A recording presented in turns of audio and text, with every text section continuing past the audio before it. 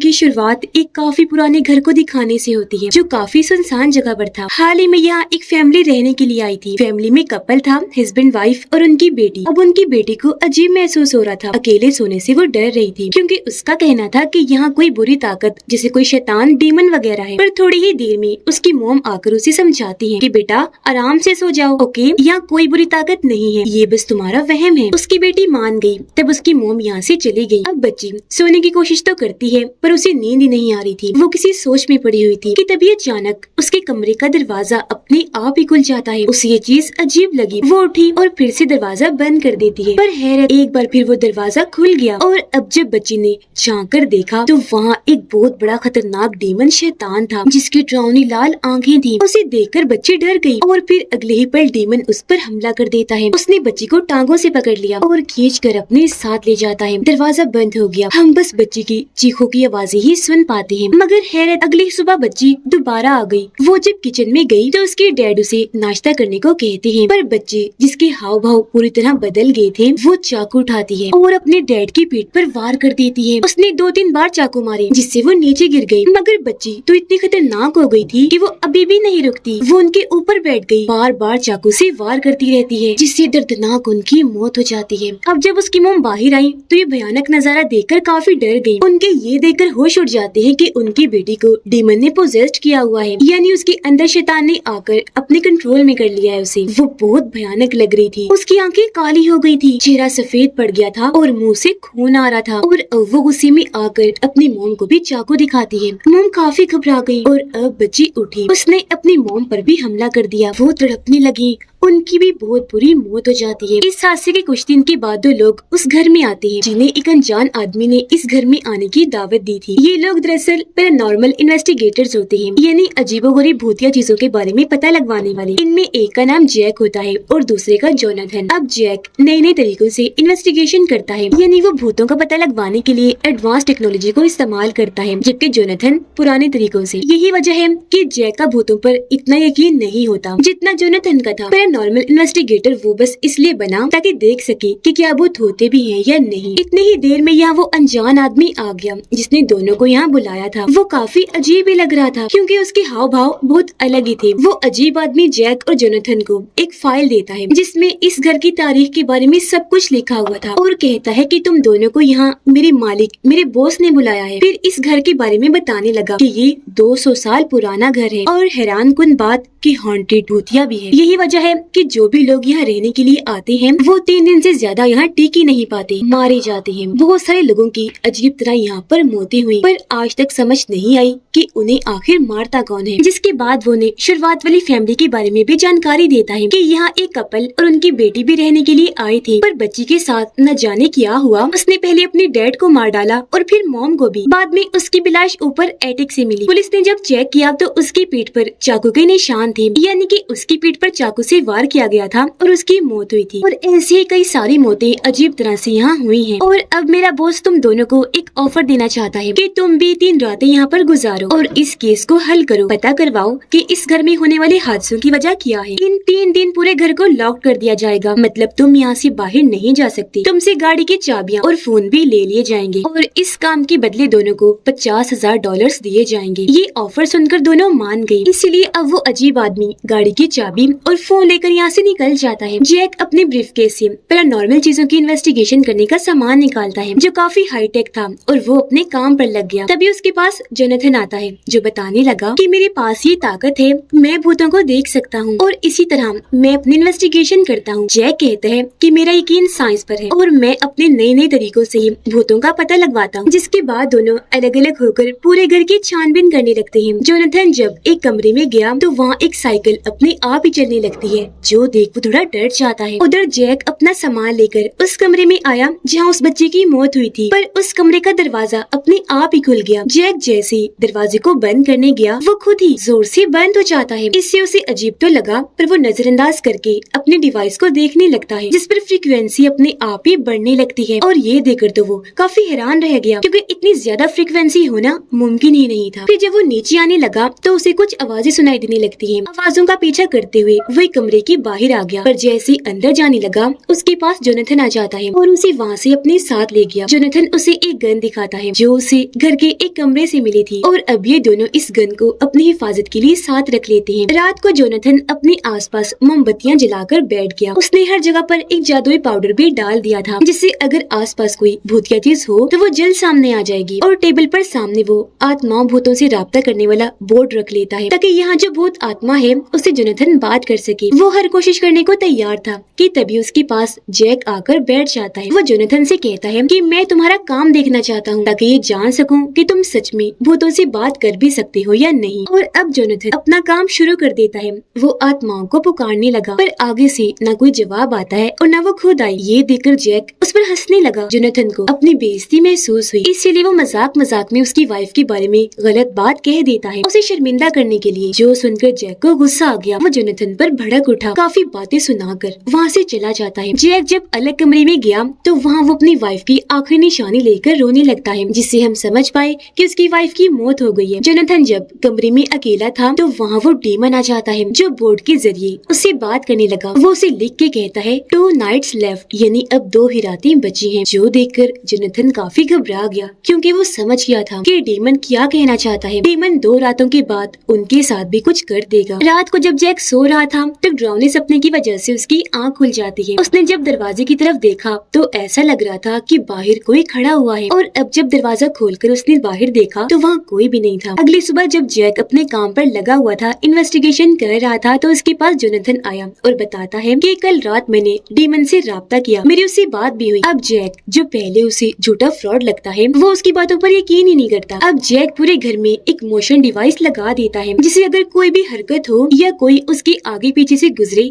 तो उसे पता चल जाए। जोनाथन फिर से जैक के पास आया, उसे आगाह करता है कि इस घर में 100% कुछ न कुछ तो है, कोई डेमन शैतान वगैरह, तो तुम जरा संभल के रहना। अब जैक जब किचन में आया तो उसे ढेर सारी मक्खियां नजर आती हैं जो एक जगह पर बैठी हुई थी और ये चीज उसे काफी अजीब लगी क्योंकि वहाँ पर कुछ ऐसा नहीं पड़ा हुआ था कि मक्खियां आती। फिर तभी वो वहाँ छोटी बच्ची की आत्मा को देखता है जो बहुत डरावनी लग रही थी, बाल खोलकर अजीब तरह से खड़ी हुई थी और अब अचानक वो भागने लगी। जैक भी उसके पीछे पीछे भागता है पर तब तक बच्ची की आत्मा वहाँ से गायब हो चुकी थी। उसे घबराया हुआ देखकर जोनाथन उससे पूछता है कि तुमने क्या देखा। जैक बताता है कि मैंने एक छोटी बच्ची की आत्मा को देखा। ये सुनकर जैक उसे शुरुआत वाली छोटी बच्ची की लाश की तस्वीर दिखाता है और पूछने लगा कि यही वो बच्ची थी, जिस पर जैक हाँ बोलता है। और अब इन्हें एक कमरे से आवाज सुनाई देती है। ये जब वहाँ चेक करने गए तो छोटी बच्ची की गुड़िया वहाँ पर पड़ी हुई थी जिसे मोड़कर वहाँ फेंका गया था और सबसे चौंका देने वाली बात कि उसका सर काटा गया था और गर्दन वाली जगह से खून निकल रहा था। ये देखकर जैक ने गुड़िया को हाथ लगाया और अब उसकी होश उड़ गई क्योंकि गुड़िया पर लगा हुआ खून एकदम ताज़ा था। जो देखकर आखिर जैक को यकीन हो गया कि ये घर सच में हॉन्टेड भूतिया है, यहाँ आत्माएं भूत वगैरह भी लाजमी है। अब तभी जोनाथन अपनी एक डीमंस वाली किताब निकालता है जिसमें भूतों आत्माओं को भगाने का तरीका पूरा प्रोसेस लिखा हुआ था। जोनाथन जैक को बताता है कि इस घर में खतरनाक डीमन है जिसे हम इस किताब की मदद से भगा सकते हैं और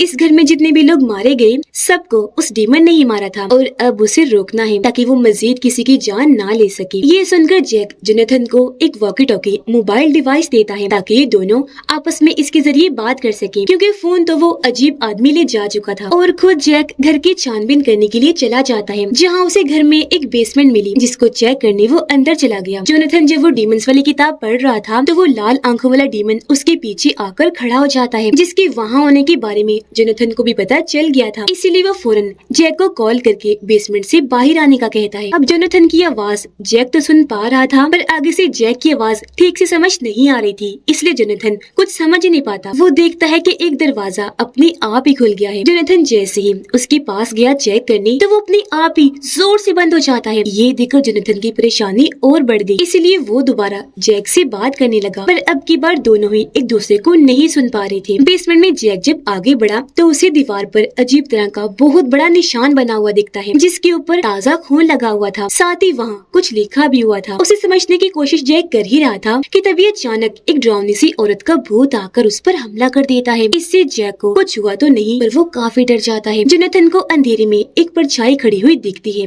उसे लगा ये जैक होगा तो वो उसको पुकारने लगता है, लेकिन जब वो परछाई अंधेरे से रोशनी में आई तो पता चला कि ये जैक नहीं है बल्कि ये उस बच्ची के डैड की आत्मा थी जिसे बच्ची ने मार दिया था। अचानक उस आदमी की आत्मा काफी भयानक बन जाती है। वो अपना खतरनाक मुंह खोलकर गुस्से से जोनाथन पर चिल्लाने लगा और फिर उस पर हमला कर देता है, जिससे जोनाथन के हाथ पर जोरदार कट लग गया। उसे तकलीफ पहुंचाकर आदमी का भूत वहाँ से चला जाता है। थोड़ी देर बाद जैक जब वापिस आया तो जोनाथन को जख्मी पाकर उसके हाथ की मरहम पट्टी करता है और बताने लगा कि कल रात मैंने बेसमेंट में क्या कुछ देखा। तभी अचानक फोन की घंटी बजने लगी। अब यहाँ हैरान करने वाली बात ये थी कि फोन की तार कटी हुई थी, लेकिन फिर भी कॉल आ रही थी और ये चीज इन दोनों को भी काफी हैरान करके रख देती है। खैर फिर भी जोनाथन फोन उठाता है। फोन पर जैक की वाइफ थी, इसलिए वो फोन जैक को दे देता है। उसकी वाइफ बात करने लगी, कहती है कि तुम अगर चाहते तो मुझे बचा भी सकते थे। अब हम जानते हैं कि उसकी वाइफ तो मर चुकी है, इसीलिए अपनी मरी हुई वाइफ की आवाज सुनकर जैक तो जैसे होश ही उड़ गई और अब उसे यकीन हो गया था कि हाँ भूत सच में पाए जाते हैं। फोन बंद करने के बाद जैक जोनाथन को बताता है कि मेरी वाइफ का भी भूतों पर बहुत यकीन था। उसका कहना था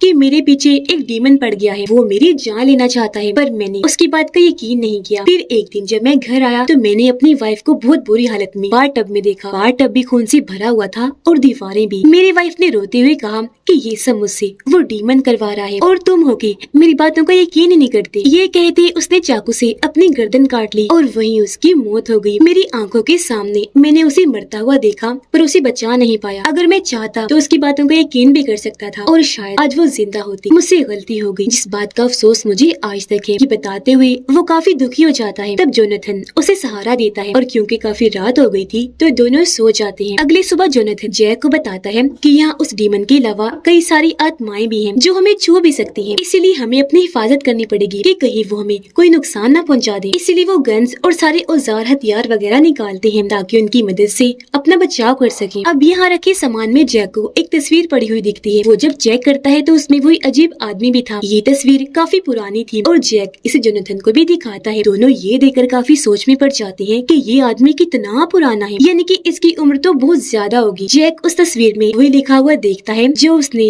बेसमेंट में भी देखा था, जिसका मतलब बनता है डीमन का बदला। असल में इस घर का जो मालिक था उसका बेटा बहुत बुरा इंसान था। उसकी जब मौत हुई तो बुरे कामों की वजह से वो डीमन बन गया और लाल आंखों वाला उसी का डीमन था। अब यहाँ इन दोनों को सारी बात समझ लग गई कि वो अजीब आदमी हमारे साथ बहुत बड़ी मौत की गेम खेल कर चला गया है, यानी कि वो खुद भी कोई जीता जागता इंसान नहीं है, बल्कि उसकी भी मौत हो गई है और वो उस दिन उसकी आत्मा थी। पर उसने इन दोनों के साथ ऐसा क्यों किया, इसका जवाब हमें आगे पता चले। खैर अब ये दोनों सारी सच्चाई जानकर यहाँ रिचुअल जादू करने का सोचते हैं ताकि उस डीमन को यहाँ से भगा सके। जोनाथन यहाँ एक काफी बड़ा दायरा बनाता है जिसके अंदर ये दोनों बैठ जाते हैं। जोनाथन जैक को कहता है कि कुछ भी हो जाए इस दायरे से बाहर मत निकलना। अब इससे पहले जोनाथन अपना रिचुअल शुरू करता, जैक को एक डरावनी सी आवाज आने लगी जो उसे अपनी तरफ बुला रही, इसलिए जैक दायरे से निकलकर आवाज के पीछे चला जाता है। वो जब नीचे आया तो वहाँ एक औरत की आत्मा थी जो बहुत भयानक लग रही थी और अब वो जैक पर हमला कर देती है। उसकी आवाज सुनकर जोनाथन गन लेकर नीचे आता है जहाँ उसे बच्चे की आत्मा बड़ी अजीब तरह खड़ी हुई दिखती है। हाथ में उसने चाकू पकड़ा हुआ था, जिसके अगले ही पल वो यहाँ से गायब हो जाती है। अब तब यहाँ जैक आया। वो जोनाथन को फौरन यहाँ से भाग निकलने को कहता है। इनकी बातें चल ही रही थी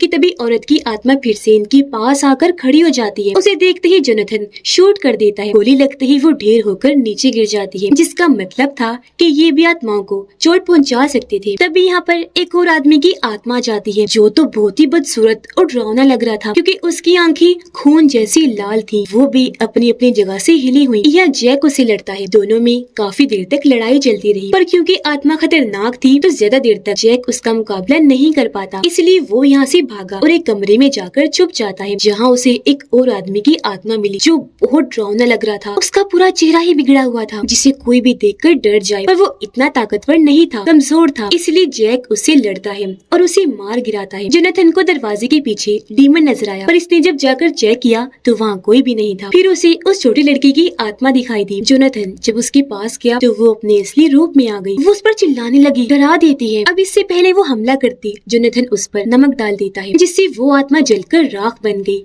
और वहाँ से खत्म हो जाती है, जिसके बाद वो वापस आ गया रिचुअल करने के लिए। उधर जैक एक कमरे में अपनी वाइफ को देखता है जो रो रही थी, पर अगले ही पल उसकी वाइफ भी डीमन बन जाती है और उसका रूप एकदम बदल गया, लाल आंखें, खून में लथपथ, और अब वो हंसने लगी। जैक को चिढ़ाने के लिए कहती है कि तुमने मुझे नहीं बचाया। अब जैक समझ गया कि ये सब उस डीमन की चाल है, इसलिए वो उसे क्रॉस दिखाता है, जिससे डीमन को तकलीफ होने लगी और वो यहाँ से भाग जाता है। अब जैक जोनाथन के पास आ गया और ये दोनों मिलकर मंत्र पढ़ने लगते हैं, जिससे वहाँ हेल यानी जहन्नुम का दरवाजा खुला, जो देखकर डीमन वहाँ आया और उस हेल के रास्ते चला जाता है। ये देखकर जोनाथन को लगा कि डीमन यहाँ से जा चुका है, पर अब जब उसने जैक की तरफ देखा तो उसकी होश ही उड़ गई, क्योंकि अब डीमन उसके अंदर आ चुका था। वो अपना कंट्रोल खोकर जोनाथन पर हमला कर देता है, उसका गला दबाने लगा। अब कैसे भी करके जोनाथन को अपनी जान तो बचानी ही थी, इसीलिए वो चाकू लेकर जैक पर हमला करके उसकी जान ले लेता है और फिर घर से बाहर आ गया। वो जाने ही लगा था कि तभी उसके पीछे वो डीमन आकर खड़ा हो गया। कहता है जोनाथन इतनी जल्दी हार मान गई।